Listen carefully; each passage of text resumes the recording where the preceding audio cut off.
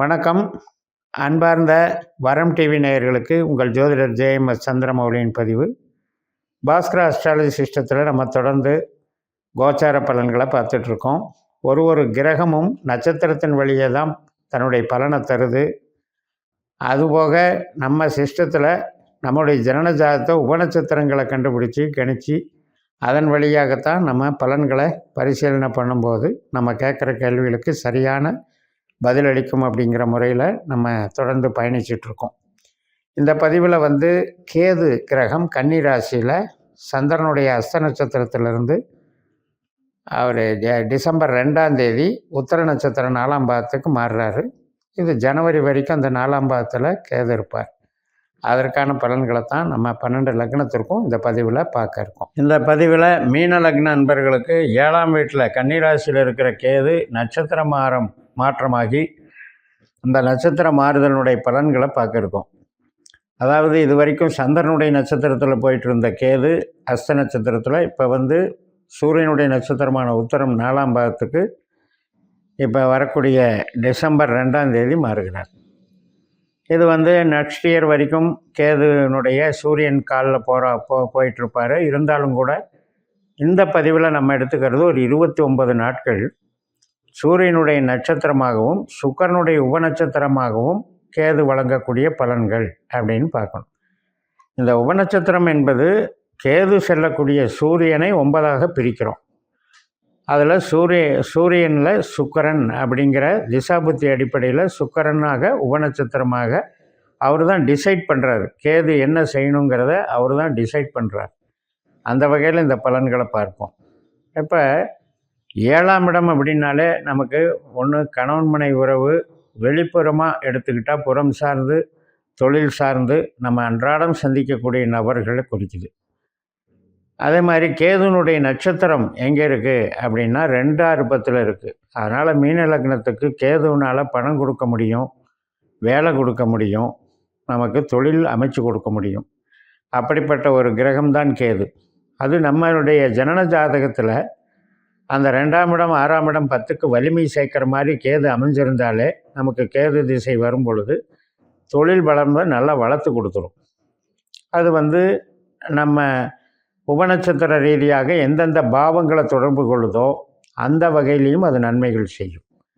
ஆனால் யாருக்குமே எந்த கிரகமுமே நம்மளுடைய ஜனன ஜாதகத்தில் 8ஆம் பாவ உபநட்சத்திரமாகவும் 12ஆம் பாவ உபநட்சத்திரமாக வந்தால் நம்ம பொருளாதாரம், வேலை சார்ந்த விஷயத்துக்கும் தொழில் சார்ந்த விஷயத்துக்கும் பாதிப்பை கொடுக்கும். அகம் சார்ந்து உறவுகள் சார்ந்து ஆரோக்கியம் சார்ந்தும் பாதிப்புகளை கொடுக்கும். அப்போ வாழ்நாள் பூரா ஒரு வேதனை, சோதனை, கஷ்டம், நஷ்டம் அப்படின்னு அனுபவிக்கிறோம் இல்லையா? அவங்களுக்கு அவங்க ஜனன ஜாதகத்தில் இருக்கக்கூடிய 8ஆம் பாவமும் 12ஆம் பாவமும் ஒரு கொடுப்புனை, விதி கொடுப்புனையில் தாக்கம் அதிகமாக வச்சுருக்குன்னு அர்த்தம்.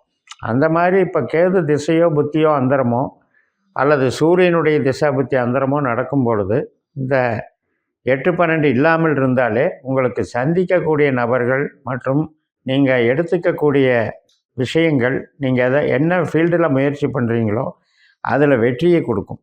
அந்த வகையில் வேலை செய்யும். உழைப்புக்கு நல்லா இருக்குது, பணவரவுக்கு நல்லா இருக்குது. நம்முடைய லாபம் அப்படின்னா நமக்கு லாபம் அப்படிங்கிறது மனசில் எதிர்பார்க்கக்கூடிய விஷயங்கள். ஒரு நல்ல நிம்மதியான லைஃப் இருக்குன்னு போதும்னு ஒரு சிலர் நினைப்பாங்க. ஒரு நல்ல உறவுகள் நல்லபடியாக மெயின்டைன் பண்ணணுன்னு ஒரு சிலர் நினைப்பாங்க. பொருளாதாரத்தில் ஒரு குறிப்பிட்ட இலக்கை அடையணும், ஒரு குறிப்பிட்ட அந்தஸ்துக்கு நம்ம உயரணும் அப்படின்னு ஒரு சிலர் நினைப்பாங்க. இந்த லாபஸ்தானத்தில் இந்த அபிலாஷைகள் எல்லாமே அடங்கி இருக்குது. அதே போல் நண்பர்கள், நம்முடைய சமூகம், கம்யூனிட்டி சார்ந்து நமக்கு இருக்கிற ஒரு சர்க்கிள், இது எல்லாத்தையுமே சொல்லக்கூடிய இடம் தான் 11ஆம் இடம், மூத்த சகோதர சகோதரி வகை.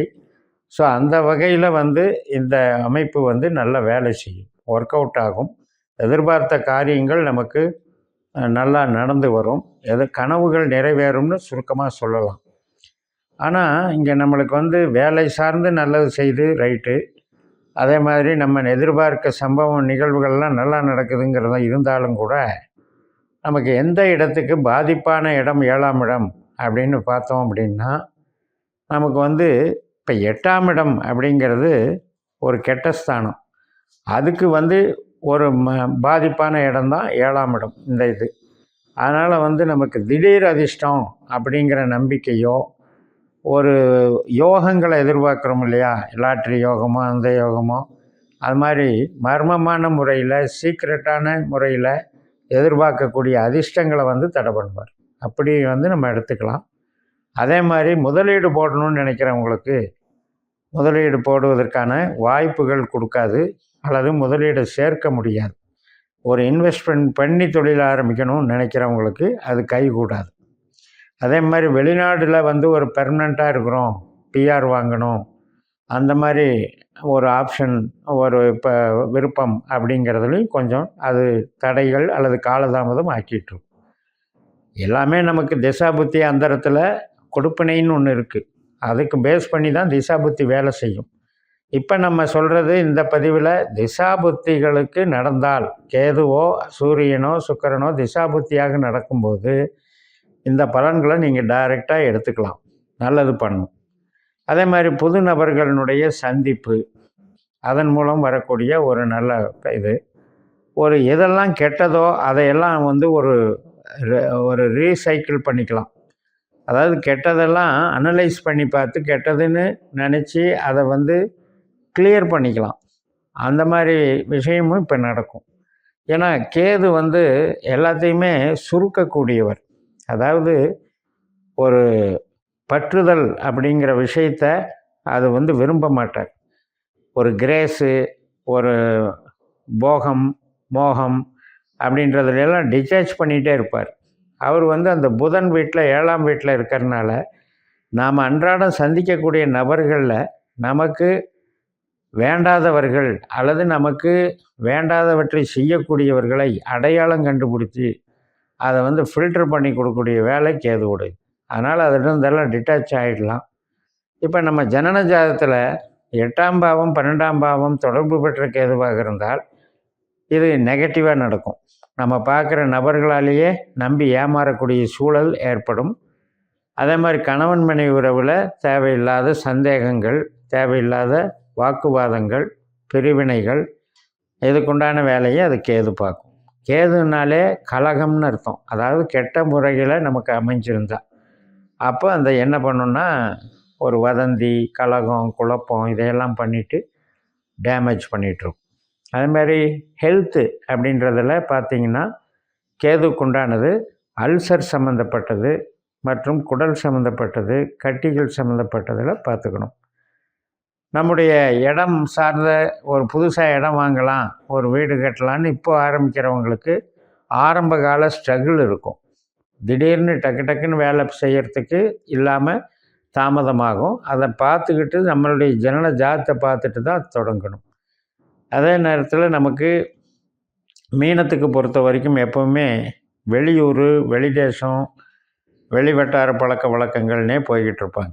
அதில் பூர்வீகம் சார்ந்த விஷயம் அப்படின்னு எடுத்தோம்னா சில பேருக்கு தான் அமையும். மேக்சிமம் பேருக்கு பூர்வீகத்தில் நஷ்டம், கஷ்டம் உண்டாகி இருக்கும். தந்தை சார்ந்த விஷயத்துக்கும் அது பெருசாக ஹெல்ப் பண்ணியிருக்காது.